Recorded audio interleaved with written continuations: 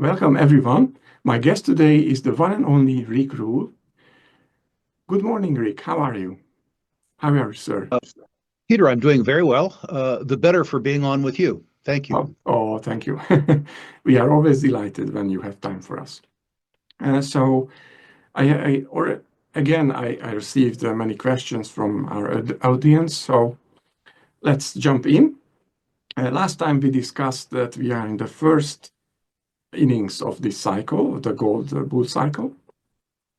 And would you give us an update on that? Because now we see also some money coming into the sector, to the equities. And where are we now? What do you think? Peter, in my experience, and this is my fourth gold bull market, in my experience, these markets follow a very predictable course. As we discussed earlier, the fear buyer is first. The fear buyer buys physical gold. He or she does that for two reasons. One, gold is usually too cheap at a market bottom. It's oversold. And so there's a dead cat bounce. But he or she also does it because they are afraid, for one reason or another, of the maintenance of their purchasing power in conventional savings instruments. Sure. We had a new dimension this time, which was foreign central bank buying. But for the same reasons, the foreign central banks were concerned about the weaponization of the US dollar, and they were afraid by the confiscation by the US government of Russian holdings of treasuries. So we had a new buyer in the gold space, but a new buyer for traditional reasons.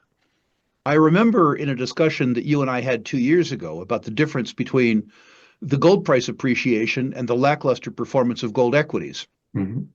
We were able to observe that the gold price had moved because foreign central banks were buyers, and foreign central banks don't buy gold stocks. So one asset class that had a buyer moved, another asset class that didn't move. In each prior bull market, and in this bull market too, as the gold price increases, in the very beginning, the increase in the gold price isn't sufficient to overcome the increase in the price of inputs. And a great unkept secret, it isn't able to overcome the fact that during periods of low gold prices, many in the gold industry were high grading. So their costs go up. We saw in 2023 real frustration with the gold price increasing, but the earnings and the cash flow of gold companies staying neutral. And so the gold equities didn't respond. In 2024, and this has happened every gold bull market before, the increase in the gold price eventually accelerates faster than the input costs. And the best of the best, the senior gold producers' margins begin to expand dramatically. And we've seen that. We've seen Agnico Eagle, as an example, obliterate earnings estimates. We've seen Lundin Gold obliterate estimates. Two things happen there.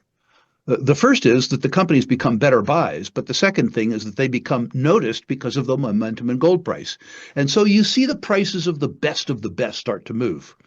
I think you attended our most recent gold investment boot camp, the second part of a 3-part series on gold, where we talked about the fact that leadership has now moved from the bullion to the senior gold equities, the best of the best. If past is prologue, a valuation discrepancy in equities markets will develop between the best of the best and the best of the rest. One of two things will happen there. Seasoned investors like myself will begin to come down the quality trail, looking for valuation discrepancies. And if we aren't aggressive enough purchasers, the big companies with a lower cost of capital will take over the small companies with a higher cost of capital. This has happened 3 times before, and it'll happen here. And by the way, it'll happen in 2026 and 2027. It won't happen towards the end of time. We will progress through this bear market. Finally, the developers will move as people anticipate the value that they can create. And finally, the explorers will move as the industry come to understand that they've underinvested in exploration for 20 years. These markets follow a very, very predictable cycle. We're in the early innings. I would suggest we're a quarter of the way through the market. Yeah, okay. Thank you. A little bit more patient, although I will have a question later about that. We already see price doublings, triplings. So yeah, Okay. And of course, not as an economic forecast. So I don't want you to know to tell me the next quarter GDP numbers. It's not about that, but I receive a lot of questions about the upcoming 10 years, and we discussed that the dollar will lose purchasing power and inflationary depression, and now everybody's talking about stagflation. But when you went through this in the 70s, then the United States has a relatively low amount of debt, and now it's skyrocketing and high and very so.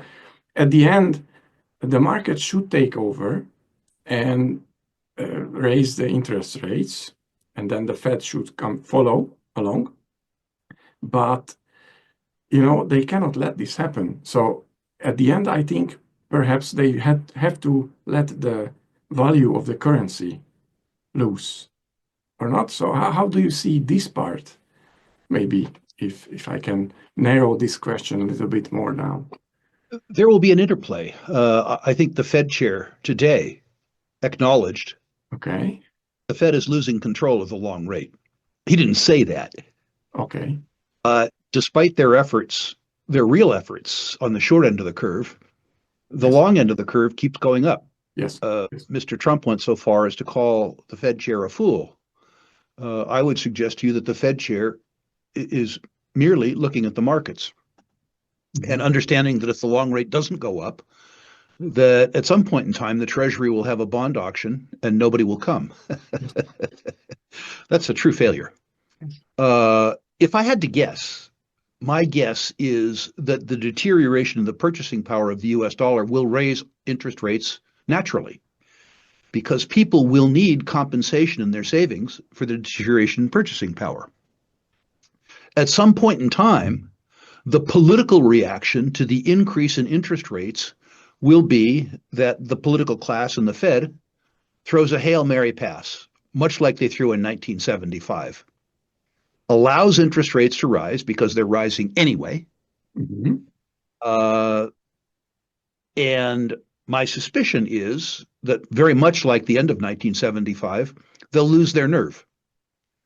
The higher interest rate will do very bad things to the long bond market.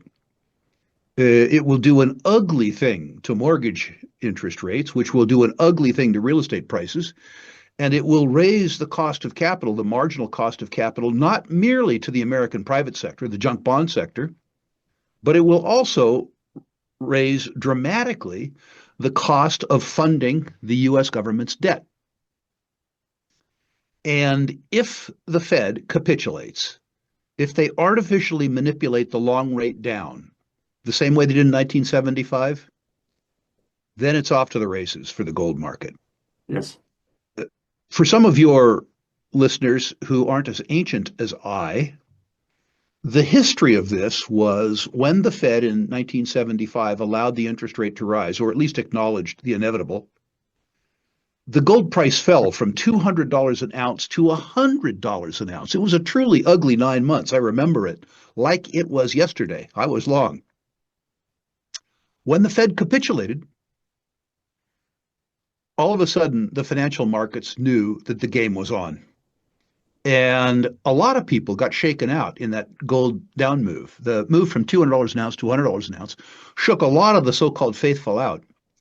And they missed a move in the gold price over 5 years from $100 an ounce to $850 an ounce. Now, tying this all together, in the decade of the 70s, according to the then Office of Management and Budget, the purchasing power of the US dollar, not relative to other currencies, but the absolute purchasing power of the US dollar, declined by 75%. It's important that your listeners know that this number doesn't come from a cranky old speculator named Rick Rule, but rather from the Office of Management and Budget. In that same period of time, the gold price rose 30-fold. I'm not suggesting to you, Peter, and I don't want your audience to take away, that I believe that the gold price is going to increase 30-fold. Replaying history, I think the move in gold from $35 US to $100 US was really catching up with price controls. And I think the move above $500 was probably piling on, which is to say that past performance drove people's greed. But I think the move from $100 to $500 was instructive. I think that part of the gold price move reflected the deterioration of the purchasing power of the US dollar. And it is my belief, Peter, that the purchasing power of the US dollar will decline by 75% again in the next 10 years. And the likely consequence of that is a concomitant and proportional rise in the gold price over 10 years. Yes. We will likely experience a 1975 sometime in the next 10 years. It is likely that the interest rate rises that accompany the perception of the declining purchasing power of the US dollar will make the interest charges on the economy very unpleasant. And it is likely that the political classes will try to be bigger than the market. And it is likely that they fail. But while that experiment is underway, when interest rates are allowed to rise, the impact that that will have on the long bond market and on the gold market too will be interesting. Yeah, I'm with you. And I would like to ask the viewers to look back your earlier interviews. I think you said that 100 times that until the reasons for the gold bull market are there, they should stay strong and I remember now something like a month ago you had an interview. It's online on your YouTube channel with David Stockman, and that was a phenomenal discussion. And with that, I also would like to ask everyone to go to the summer symposium. Because also David Stockman will be there. Yes. And again, it will be a fantastic conference. And what can we expect there? Well, David Stockman, to begin with, he's become a good friend of mine, but he's so smart. So let me talk about the conference, if I may. A bit. A few things I want to say. The first is that we've been doing it for 30 years. And if you make something a little better every year for 30 years, it becomes pretty good. And we've done that. We've stood the test of time. What we've done that has made our conference different than other people is 4 or 5 critical things. The first is that our big picture guys, our macro guys, are all players. They're not journalists. So David Stockman will talk about the budget, debt, and deficits. He does that as a player. He ran the Office of Management and Budget. He wrote a book about the political derailment of the Reagan Revolution. He wrote a more recent book about how to actually cut $2 trillion from the U.S. budget. And it's an ugly book, but you got to read it. What's important is that David Stockman preaches, if you will, from the belly of the beast, not as a journalist. We have Daniela DiMartina Booth talking about the Fed, not as a journalist. She was a Fed researcher. She worked for the Fed. We have Nomi Prinz talking about Wall Street, not as a journalist, but rather as a former partner at Goldman Sachs. You get the picture. Our geopolitics is taught to us by players, not pundits. After that, after we've showed you the world the way it is, not the way that you see it in major media, we bring you seasoned portfolio managers and seasoned analysts, people who've been in natural resource-based businesses as investors for 3 decades or 4 decades. Not folks who flunked out at crypto or pot, but players in resources. Importantly, every exhibitor at our conference, every public company exhibitor is owned in accounts owned and managed by the conference sponsors. We turn down more exhibitors than we accept. At every other conference I know, the qualification to be an exhibitor is a check that cashes. At our conference, we have to know you well enough to own you. At our conference, too, we've had a feature for 20 years called The Living Legends, where we bring you the Robert Friedlands, the Adolf Lundins, rest in peace, the Bob Quartermains, the Ross Beatys, people who've built multi-billion-dollar natural resource companies from scratch. This is important, again, from the belly of the beast, teaching you how to identify $20 million market cap companies that could be $2 or $5 billion market cap companies. Whether you attend live or via live stream, last year people from 33 countries joined us. We do a few things to make life better. We interview every single speaker and every single exhibitor before the conference. You can see them on the Rule Investment Media YouTube channel or at the Rule Classroom, so that you can have pre-knowledge. You can allocate your time and resources at the conference better. Nobody else does this. Mm-hmm. We make the entire proceedings available to you via tape because we give you more information in 4 days than you can absorb. So you get to play the information again and again and again. What this gives me the ability to do is say to my attendees, unlike any other investment conference in the world, whether you attend live or via live stream, you have an absolute money-back guarantee.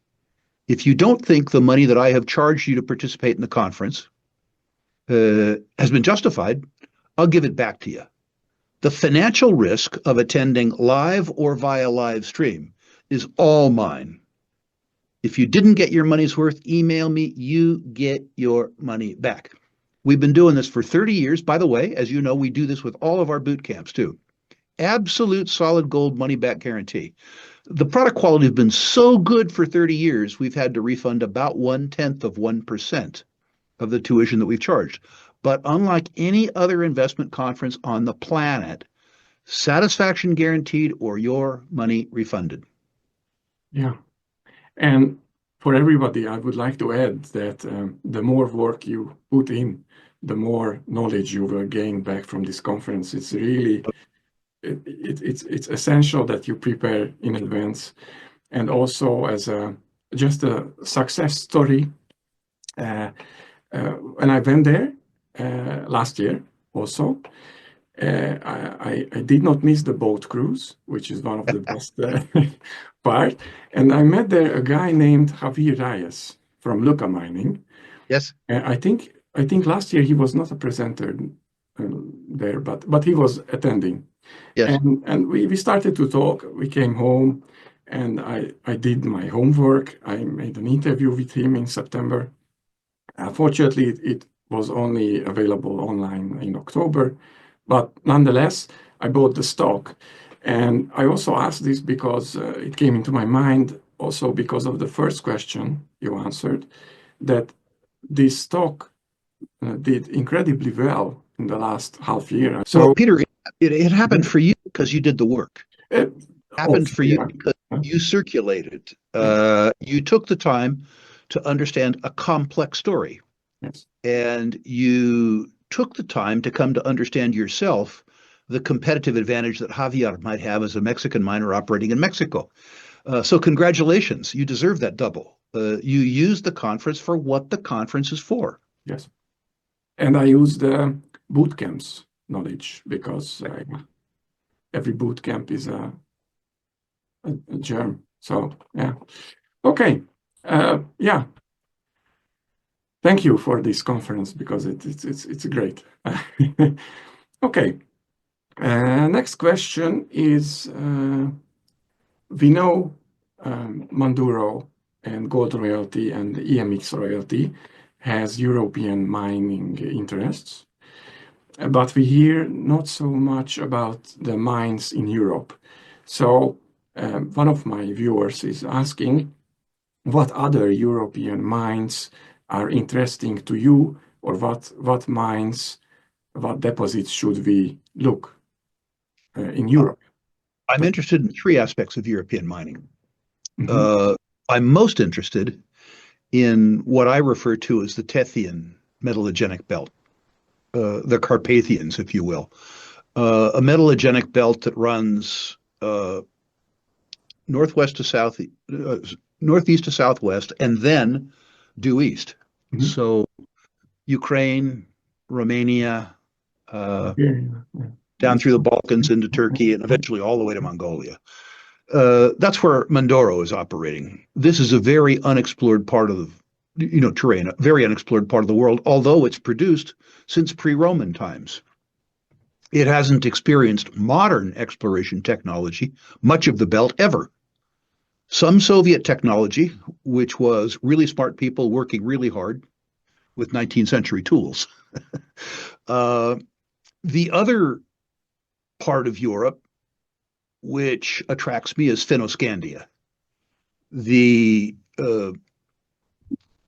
ancient Archean rocks in Finland, Russia, Finland, Norway, and Sweden.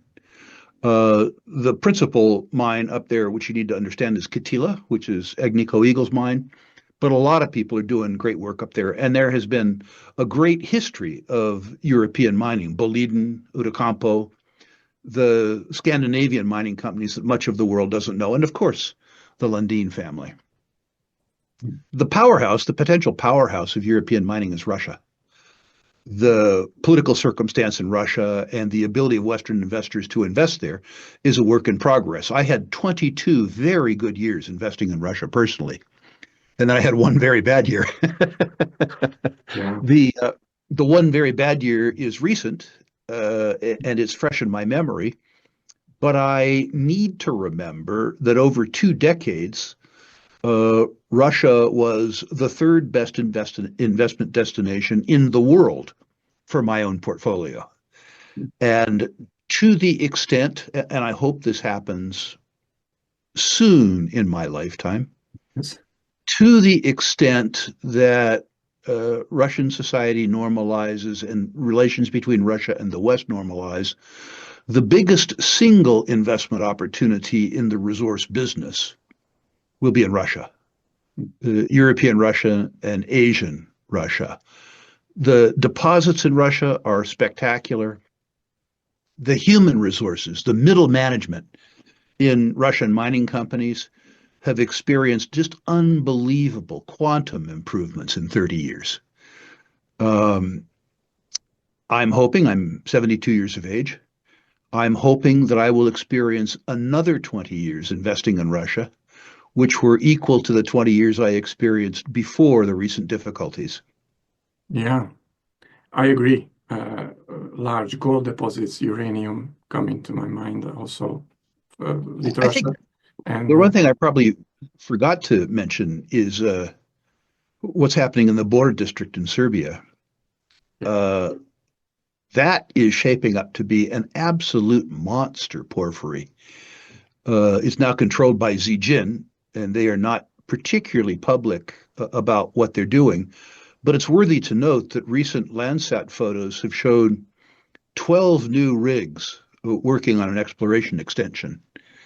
I know the Zijin guys personally, and they are highly unlikely to be spending the money to run 12 rigs over there if they aren't sniffing something.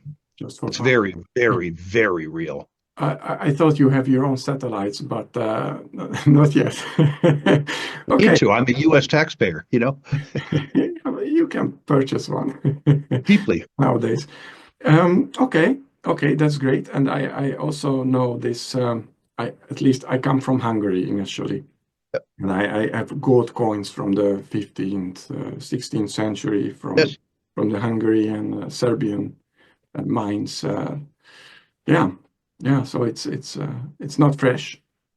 Right. Thank you. And for the next one or the next two, you can say that you give a detailed answer during the conference, summer symposium. But I asked the question, and you can maybe address it briefly. The first one is concerning the Pareto principle, and we know Ross Beaty is retiring. So could you mention us a few names or guide us to a direction? Where can we find the next Ross Beatys? I don't know about the next Ross Beaty, but I'll tell you where you find the next Adolf Lundin. Okay. I started investing with Adolf Lundin in 1974 when I was 21 years of age. Yes. And Adolf Lundin has probably been responsible for more of the success of my career than any other single human being. He taught me a lot. He made me a lot of money early, and he made my network a lot of money. Mhm. Adolf unfortunately succumbed to cancer and was succeeded by his two brilliant sons, Lucas and Ian. Lucas, too, succumbed to cancer. Ian lives to this day, running behind the scenes the Lundin oil business. The grandsons of Adolf Lundin are unbelievably competent.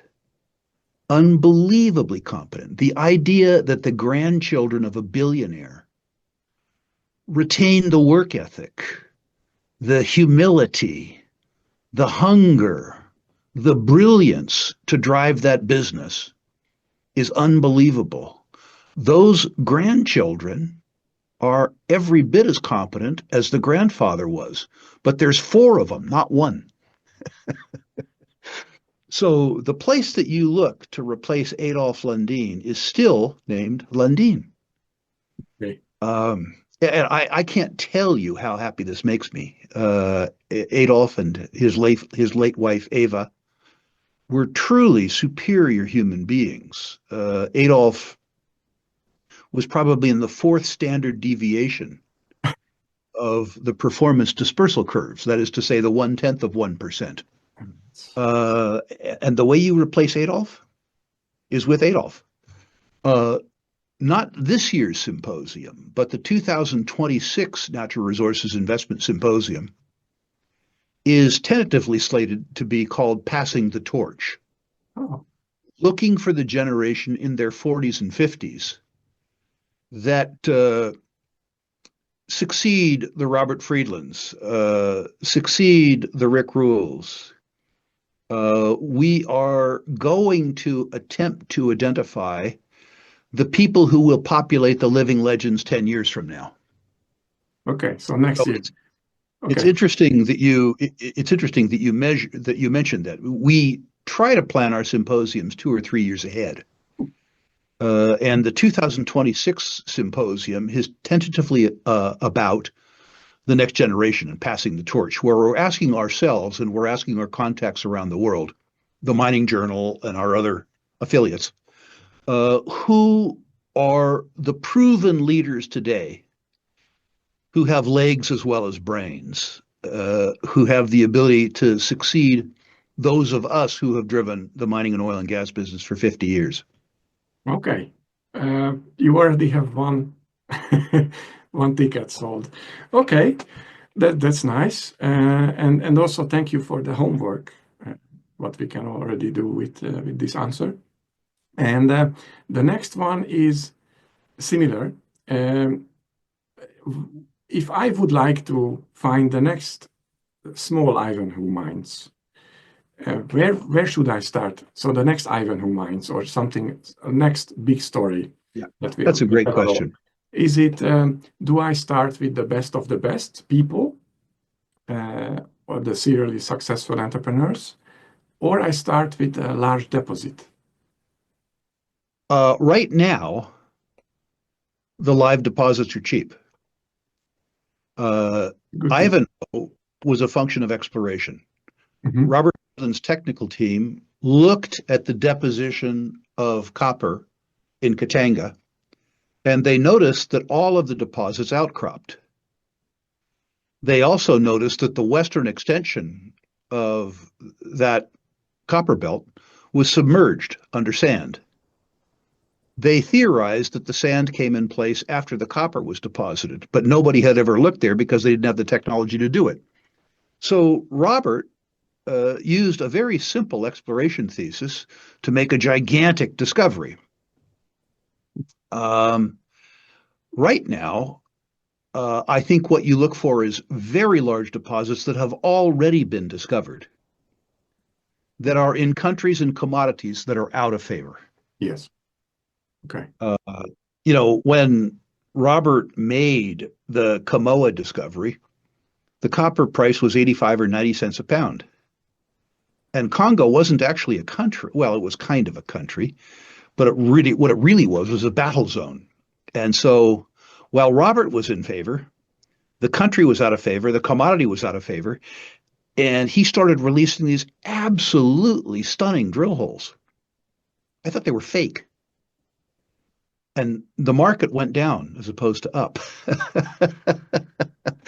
And I remember thinking, I got to pinch myself over this. I've already done the work. This thing is worth more than it's selling for, and it's falling like a boulder off a bridge. I got to get involved. That circumstance presents itself today. Commodities that are out of favor, where there are world-class deposits in small companies, exist in nickel. They exist in platinum. They exist in rare earths. They exist in rutile and graphite. Deposits with well over $20 billion in recoverable reserves and resources at today's commodity price, not looking for higher commodity prices later, where they're at least 5 years away from production. And they are in countries that are challenging countries. But these are companies with market capitalizations below $200 million, below $100 million in some circumstances, that could be $2 billion or $3 billion or $4 billion or $5 billion companies 5 years from now. Let me tell you a story. In 1996, I took a look at one little company called Tenke Mining. It was run by Adolf Lundin, at the time, the best resource developer and explorer on the planet. It controlled a deposit called Tenke Fungurume that was, at its time, the largest, highest grade undeveloped copper deposit in the world. It was in Congo. There was a war on top of the deposit. There was AIDS. There was Ebola. That company had 30 cents a share cash in it, and it had 100% of the largest undeveloped copper deposit in the world, and it was selling for 20 cents a share. It was selling at a discount to cash. The market capitalization of the company, if my memory serves me correctly, was about $40 million, something like that. When that company was sold, it was sold for $4.6 billion, and it didn't take a decade. I remember saying at 19 or 20 cents, you know what? This stock can go, let's call it 20 cents. This stock can go to $4. I was wrong. Went to 19. So when I tell people that there are companies out there with a $100 million market cap that could become $5 billion market caps, I have analogs. And I've lived these analogs. So while I'm a huge fan of generative exploration behind very high quality people, right now, there are 4 or 5 deposits in sub $200 million wrappers that have the chance 5 years from now or 6 years from now to be in $3 billion or $4 billion or $5 billion wrappers. If we go to the rule classroom, we have materials. Absolutely. Yes. Absolutely. I don't know a few, but we can do our homework. So, yep. Yeah. And did he say that it was this story or Robert that who said that, yeah, I don't care about the people on top of the deposit because the copper doesn't care about what is happening above? No, that was a very harsh guy named rickrule. Oh, okay. Rickrule said Rickrule said the copper was in place 45 million years ago. Yeah. And it's oblivious to the fact that all the people on top of it shedding blood are as stupid as they are. It will be there after they're tired of shedding blood. I got a lot of hate for that. It was regarded as an unempathetic statement, which it probably was. My job isn't to judge the Congolese, but rather to try to make money for my portfolio and my audience. Yeah. Okay. And do you know something about bismuth, or you don't follow bismuth? Very interesting. Yeah. Bismuth is very interesting. The bismuth market is a little soft, given that it's viewed in many applications as a lead substitute. Yes. And the lead market is soft too. Bismuth's advantage over lead, although it's a little lighter, is that it's non-toxic. So using it as a substitute for lead in particulate paint applications, as an example, the stripes on highways is a good application. Bismuth is a very, very small market. And so to make real money in the bismuth business, you are going to have to own a disruptive deposit, probably a deposit that's a polymetallic deposit. Bismuth often occurs in conjunction with tin. So the deposit might be a bismuth tin silver deposit, as an example. The disruptive deposit will almost certainly be in Central Africa or in the Andean Cordillera. If I had to guess, I forgot Russia. There's a lot of current bismuth production in China, some in Myanmar, probably telling you more than you ever wanted to know about bismuth. Yeah. I mean, so I also looked a little bit, but the question was that, are you looking at this part of the world and buying deposits or? Yep. Okay, interesting, because the questioner said that it could replace silicon in the chip industry, and I also know when bismuth is freezing, so it's solidifying, it will expand like water. So, yes. So that's an application, and many more. So yeah.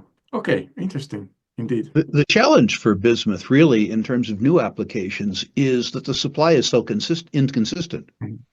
It's ironic that it's a substance that, if there was a larger supply base, the application would probably increase. It's sort of like cobalt in that regard.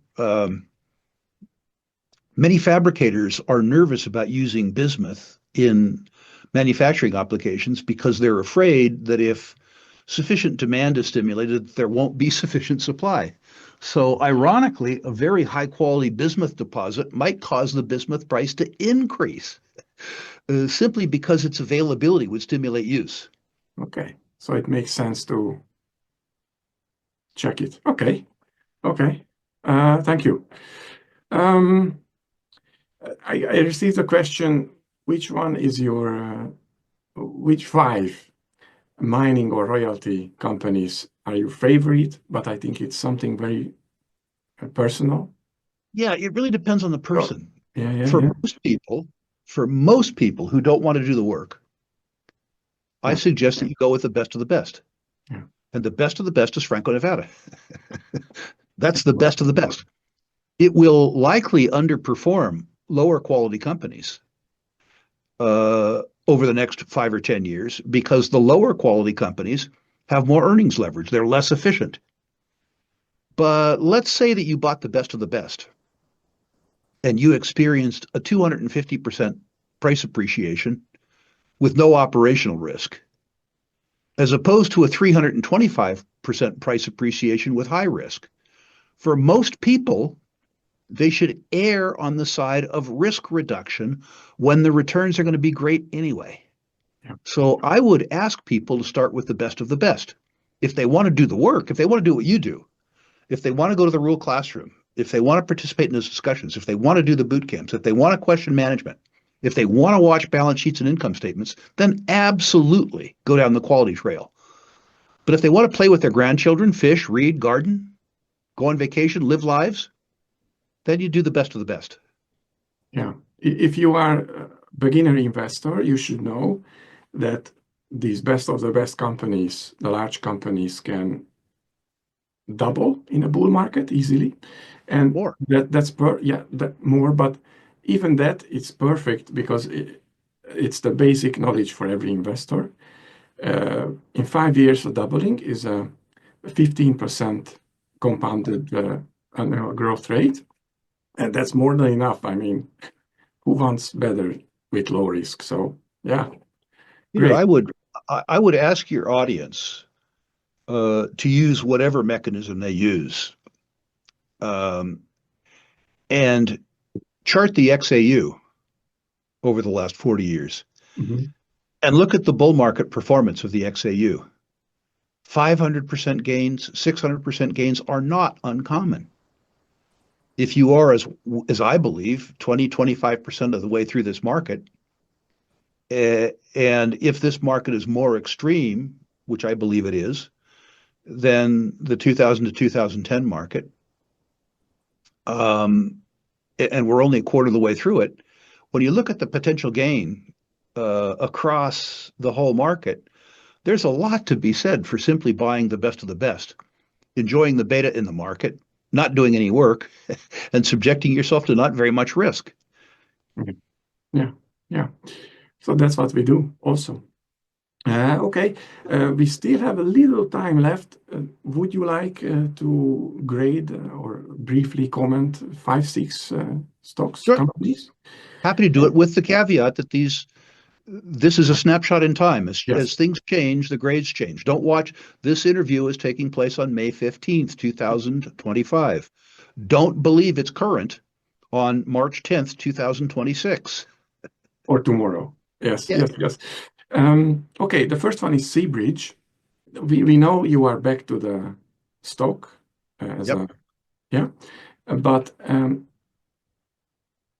he is asking that Newmont could be a buyer of this deposit, of this large deposit.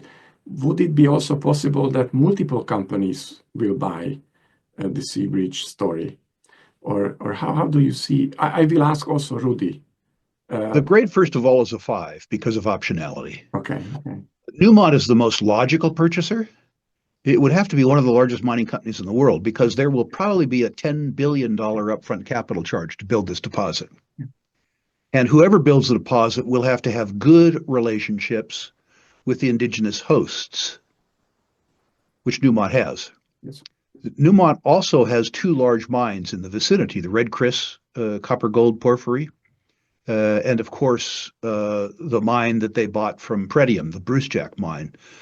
So one would suspect that given Newmont's existing relationship with the host government, which is to say BC, their experience with the host indigenous communities, and the fact that they already have critical mass in the district, that the most logical buyer of Seabridge would be Newmont. But a deposit of this size means that it's not unlikely that there would be an auction. Newmont won't be able to be the sole bidder because this is one of the largest undeveloped gold and copper deposits on the planet. I expressed reservations about Seabridge in an interview with you some years ago at $1,800 or $2,000 gold because I expressed skepticism about the ability of the deposit at $1,800 or $2,000 to overcome what was then $8 billion in upfront capital costs. Mm-hmm. If you believe that the gold price is going to hold at 32 or 35 or some higher number, that problem becomes less and less. And it becomes less and less, particularly for companies like Newmont and Barrick that are producing and have to replace 5 or 6 million ounces a year. There are not many places that you can do that. And with this, they solve this problem for 10, 20 years. Correct. So, yeah, it's worth working on that. Okay, and the next one is gold royalty, because on paper, it's a screaming buy. I mean, in 5 years, if they don't do anything for 5 years and they just have a sabbatical, they will generate at the end of this decade 90 million, 100 million dollar cash flow, and the market cap is 250 million. So on paper, it cannot be better, almost. What do you think about that? First of all, I own it. Okay. You So do. conflicts of interest. And I was a seed shareholder, a founding shareholder. So I've been there a long time. I have a high regard for Amir Adnani and David Garofalo, the partners in this company. There's an order of magnitude more risk here than there is with Franco-Nevada because it's a work in progress. Yes. I agree with everything that you've said. Everything that you've said. I think that the royalties that they already have in place, Cote Lake and royalties like that, will make the company worth a multiple of its current price 5 years from now, unless management makes a series of mistakes. Franco-Nevada is mistake-proof. If you are willing to believe in the ability of David Garofalo to make transactions that monetize the value of the royalties within gold royalty, then you believe that in addition to the fact that the cash flow from the current assets makes the current price cheap, you will understand that the icing on the cake is beneficiating the assets that nobody is assigning any value to now, which is what I do. I don't hold gold royalty because I think I'm going to make a 15% compound internal rate of return. I think that there is a probability, not a certainty, but a probability that I'll make a 30 or 35% compound internal rate of return based on the skill set of the management team to beneficiate the assets they already have and redeploy the cash that they will generate from their existing royalties. Okay, thank you. Thank you. And we build portfolios, so it's definitely part of that. I have gold royalty as a 4, by the way. In my case as well. Okay, that's not too high. And okay, and Nextgen and Paladin is the next two. I was buying for sure Nextgen in April. Yep. It was a great sale action. What do you think about those companies? I was buying both. I have Nextgen as a 4. I have Paladin as a 3. The price of Paladin fell so much that the company began selling at a discount to the price they paid to buy the fission asset. In other words, you got the Paladin assets for free, which free is a really good price. Nextgen is easily, I think, the finest undeveloped uranium deposit in the world, at least that we know of. The knock against the stock is that the general and administrative expense is unconscionably high, and management seems to believe that they can promote the company with stadium naming rights and Formula One sponsorships, which is to say they waste a lot of money, which dilutes your interest in the deposit. The deposit is so magnificent, however, that I hold my nose and own the stock anyway, because the management team is making real strides to de-risking the deposit too. Doing things that don't make news, striking agreements with First Nations and Métis, doing baseline archaeological work, baseline hydrogeological work, baseline flora and fauna studies. What this means is that whoever takes the company over doesn't have to do that. And that will impact the selling price. I believe that the structure and stability of the uranium market continues to improve. And I believe that the uranium sector as a whole, despite its recent run-up, is cheap. And I think probably in the junior side of the market, the two best ways to play that are Paladin and Nextgen. Thank you. I agree. I acknowledged mostly Nextgen, but it's my personal touch. And also my time horizon is not 3 months, right? But at least 5 years. So with that, it's a buy. Yeah. I mean, 6 months from now, you may be unhappy. 5 years from now, you're going to be ecstatic. That's it. Maybe in 6 months, I can buy more. Right. If we do that. Okay. And the last one is LUCA mining. We still have 2 minutes for that. Sure. I have LUCA as a 5. It's a much more complex story. Yes, the same prospects as half a year ago. Pardon? The same prospects as 1 year ago, half a year ago? Yeah, I think we're closer to answering the first unanswered question. The first unanswered question from my point of view was, can this team, led by Javier, turn around the 2 existing mines? The 2 existing mines were starved for cash, and they were run in Mexico by gringos, by foreigners. So could a better understanding of the sociology and the labor force and the reintroduction of capital to capital-starved mines turn around these 2 mines? And the jury's still out. His timing was spectacular. Tahueto, in particular, was bought in anticipation of $2,000 gold, and he's enjoying $3,400 gold. Can he turn around the operational performance? We haven't seen it happen yet. If it happens, this stock gets legs. The second unanswered question is that many observers, myself included, believe there's substantial exploration potential on the existing mine sites, but you have to turn around the mine. You have to make the mine work before you make it big. So after he makes it work, if he makes it work, what about the exploration upside around the existing mine sites? You get that for free. Yeah. I believe it's there, but I don't know that we're going to know for 2 years or 2.5 years. So that unanswered question is a question that takes me to 2027. Then the next unanswered question is the thesis that competent Mexican miners are better operators of mining assets in Mexico? And will LUCA be able to acquire other deposits that have been mismanaged from Toronto or Denver, employ local knowledge with regards to their labor force, their political relationships, and their social relationships to rinse, wash, and repeat the successes that I hope that they enjoy in their 2 existing mines? If he can do all of those things, if he can do that, LUCA could be a 5-bagger or a 10-bagger. But remember, he has to do each of those 3 things in sequence. We haven't answered the first unanswered question yet. I believe myself that this is a young man and this is a team. This is a very smart, very hungry young guy. It's going to cause this to occur, but he hasn't done it yet. Yeah. Lucky for us, we could choose to de-risk our position and just wait. Okay. I don't want to hold you up because you have to leave soon. I do. Would you like to add anything else? Well, as always, I'd love to continue the dialogue about natural resource investing with your listeners.